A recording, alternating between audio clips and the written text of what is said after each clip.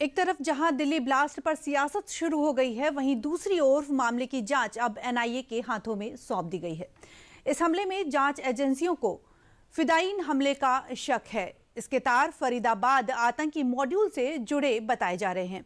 Delhi police ने आतंकी साजिश एंगल से जांच शुरू कर दी है। अब इस घटना की पूरी टाइमलाइन आप हमारी इस रिपोर्ट में देखिए।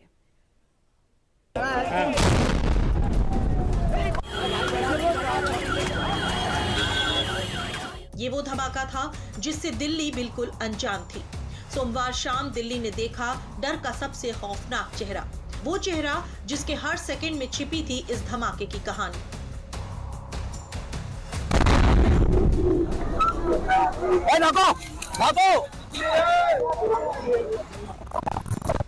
ये अफरा तफरी का माहौल और सायरन की सुनाई देती ये आवाजें ये बता रही हैं कि धमाके के बाद वहां की कहानी कुछ और ही थी।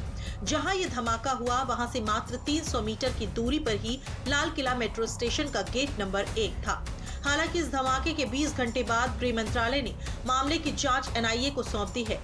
अब इस पूरे मामले को ग्राफिक्स के जरिए समझिए। सोमवार के दिन 10 नवंबर को शाम के 6:52 पर जहां सफेद हुंडई i20 कार में ब्लास्ट हुआ, वहां से लाल किला की दूरी मात्र 300 मीटर थी। ये दिल्ली की वो जगह है जहां हमेशा लोगों का आवागमन जारी रहता है। इस धमाके में कम से कम 8 लोगों की मौत हुई है, जबकि 2 दर्जन से ज्यादा लोगों के घायल होने की खबर है। इस धमाके की जानकारी केंद्रीय गृह मंत्री अमित शाह को मिलने के बाद उन्होंने घटनास्थल का जायजा लिया और अस्पताल में भर्ती घायलों से मिलने भी पहुंचे, जहां उन्होंने घायलों से बात कर डॉक्टरों की टीम के साथ बैठक की। आज लाल किले के पास करीब शाम को 7 बजे हुंडई i20 कार में एक ब्लास्ट हुआ है और ब्लास्ट के कारण कार और कार के आसपास की 3-4 व्हीकल और खड़े हुए लोग, ऑटो में बैठे हुए लोग इंजर्ड भी हुए हैं और कुछ मृत्यु भी हुई है। सभी एंगल को खुला रखते हुए इसकी गहन जांच शुरू कर दी है।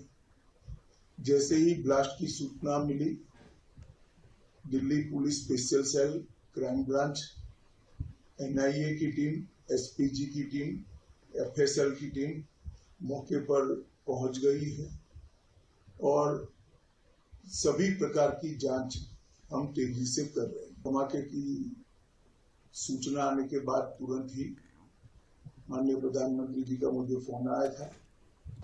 उसके बाद प्राथमिक इंफॉर्मेशन लेकर मैंने प्रधानमंत्री जी को भी ब्रीफ किया। इस धमाके का कनेक्शन सीधा फरीदाबाद से भी जुड़ता दिख रहा है, जहां बीते सोमवार को बड़ी मात्रा में धमाके से कुछ घंटे पहले ही जम्मू कश्मीर और फरीदाबाद पुलिस ने धौज और फतेहपुर तगा गांव में संयुक्त सर्च ऑपरेशन चलाकर 2900 किलो अमोनियम नाइट्रेट बरामद किया था। ये वही विस्फोटक पदार्थ है जिसका इस्तेमाल कई बड़े बम धमाकों में होता है। जांच में जिस कार में धमाका हुआ उसका कुल 11 घंटे का रूट मैप सामने आया है। एक नजर उस पर भी डालते हैं। हुंडई i20 कार फरीदाबाद से लाल किले के लिए निकली। सोमवार सुबह 7:30 बजे फरीदाबाद के एशियन अस्पताल के बाहर देखी गई। सोमवार सुबह 8:13 पर बदलपुर टोल से दिल्ली में दाखिल हुई। सोमवार सुबह 8:20 पर ओखला इंडस्ट्रियल एरिया के पास एक पेट्रोल पंप पर देखी गई वही कार। दोपहर 3:19 पर लाल किला परिसर के पास बनी पार्किंग में दाखिल हुई। शाम 6:28 पर पार्किंग के बाहर निकली और मेट्रो स्टेशन के गेट नंबर 1 की ओर गई। शाम 6:52 पर भीड़ भाड़ वाले इलाके में चलती कार में अचानक धमाका हो गया। दिल्ली में जब सोमवार शाम लाल किला मेट्रो स्टेशन के गेट नंबर 1 के पास से सफेद रंग की जिस हुंडई i20 कार में धमाका हुआ, जांच में उसका एक सीसीटीवी फुटेज सामने आया है। सीसीटीवी फुटेज में काले रंग का मास्क पहने एक शख्स पार्किंग एरिया से कार लेकर निकलता दिखाई दिया, जो तस्वीरों में देखा जा सकता है। जिसके बाद अब ये दावा किया जा रहा है कि तस्वीरों में कार में बैठा शख्स डॉक्टर मोहम्मद उमर नबी है, जो पुलवामा का रहने वाला है और पुलिस के मुताबिक दावा किया जा रहा है कि उमर ने विस्फोटों के साथ खुद को उड़ा लिया। उस पर जैश-ए-मोहम्मद आतंकी मॉड्यूल से जुड़े होने का भी आरोप है। जांच में मिले सुरागों की कड़ी को जोड़ते हुए डीएनए टेस्ट के लिए कश्मीर पुलिस ने उसकी मां और 2 भाई को भी हिरासत में लिया है, जिसके बाद उसके परिवार की भी प्रतिक्रिया सामने आई है। पुलिस आई थी, आपके किन किन लोगों को यहाँ से पुलिस ने उठाया है? मेरे शौहर को, मेरे देवर को और मेरी सास को। क्या बोल के आपके सिक्योरिटी फोर्सेस ने क्या बोला और क्यों ले गए उनको? नहीं, वो पहले उन्होंने कहा कि उमर कहाँ, हमने बोला दिल्ली में है, उमर दिल्ली में है। हमें थोड़ी सी पूछताछ करके उनको ले जा सकते हैं, फिर उनको लेके गए। लगातार हो रही जांच में एक के बाद एक खुलासा सामने आ रहा है। धमाके के लिए जिस i20 कार का इस्तेमाल किया गया था उसका नंबर हरियाणा का है और ये कार मोहम्मद सलमान के नाम पर रजिस्टर्ड थी, जो हरियाणा में किराए के मकान में रहता था। यहाँ से खाली करके चला गया है, वो यहाँ पे नहीं रहता था। 2016 से 2020 तक रहा था 4 साल, अब यहाँ पे नहीं रहता है। सर गाड़ी तो आपके नाम कर दीजिए।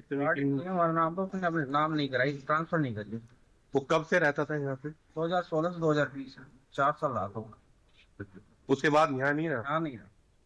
कारण क्या रहा कि यहाँ नहीं रहा? कहाँ रहने लगे थे? वो सोना के पास बता दें, उसने अपना फ्लैट है। दिल्ली ब्लास्ट केस में अब तक खुली जांच की परतें चौंकाने वाली साबित हो रही हैं। दिल्ली ब्लास्ट से जुड़े 4 संदिग्ध लोगों के नाम सामने आए हैं। ये वही संदिग्ध हैं जिन्हें अलग अलग राज्यों की पुलिस ने विस्फोटक और हथियारों के साथ गिरफ्तार किया था। ये सभी डॉक्टर्स हैं जो एनआईए के रडार पर वो नेटवर्क है जो मेडिकल कॉलेजों की आड़ में कट्टरपंथी विचारधारा फैलाने के चलते शक के घेरे में है। फिलहाल ब्लास्ट केस की जांच एनआईए को सौंप दी गई है और मंगलवार को फरीदाबाद पुलिस की क्राइम ब्रांच की टीम अल फलाह यूनिवर्सिटी के डॉक्टरों से इस मामले में पूछताछ कर रही है।